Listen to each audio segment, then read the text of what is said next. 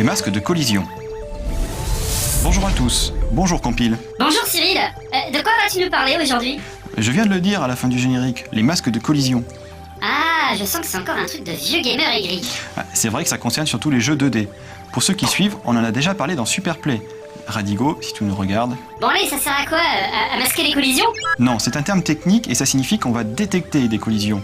Par exemple, dans un shoot'em up, le vaisseau du joueur va tirer des projectiles. Et si ces projectiles atteignent un vaisseau ennemi, alors il y a collision entre les deux sprites. Attends Cyril, là, c'est une blague? Mais je comprends même pas pourquoi on en parle, mais c'est évident ce truc. Ah ouais? Eh ben comment tu ferais toi pour programmer ça? Je te donne un exercice.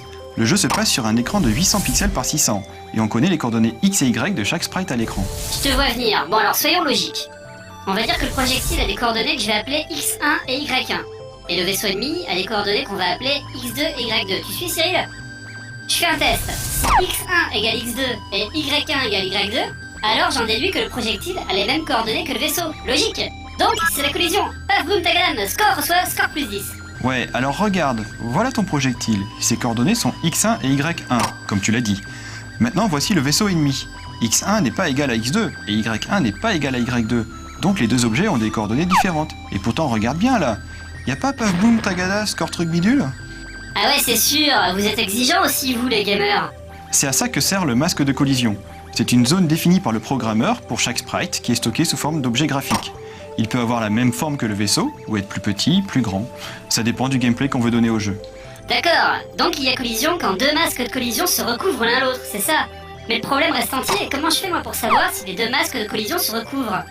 Alors une première technique consiste effectivement à faire des tests sur les coordonnées des bords du masque. Mais dans ce cas, ça ne marche que si le masque est rectangulaire. Sinon, c'est vraiment trop chiant à faire, il faudrait tester les coordonnées de chaque pixel du masque. Typiquement, on peut faire ce genre de choses sur un bout du décor destructible, sur lequel la précision de la collision n'est pas cruciale. Ouais, mais admettons que je vais faire un test de collision au pixel près sur un sprite hyper tordu. Ah, ça te la coupe là? Ouais, même pas peur. Pour les masques de collision complexes, on fait appel à la logique binaire. Rappelle-toi, l'opération logique et. Ah, parce que ça sert vraiment à quelque chose en fait? Je te rappelle rapidement que ça donne 0 et 0 égale 0, 1 et 0 égale 0, 0 et 1 égale 0, 1 et 1 égale 1. Maintenant, regarde les masques de collision. Tu n'as pas remarqué qu'ils étaient en une seule couleur? Les pixels sont noirs ou blancs. Ah ouais, d'accord, j'imagine qu'un pixel noir vaut 0 et un pixel blanc vaut 1. Et oui, maintenant superposons deux masques de collision. Pour ce faire, on va faire une opération et entre chaque pixel des deux masques de collision. Au final, seuls les endroits où les masques de collision se recouvrent apparaîtront en blanc.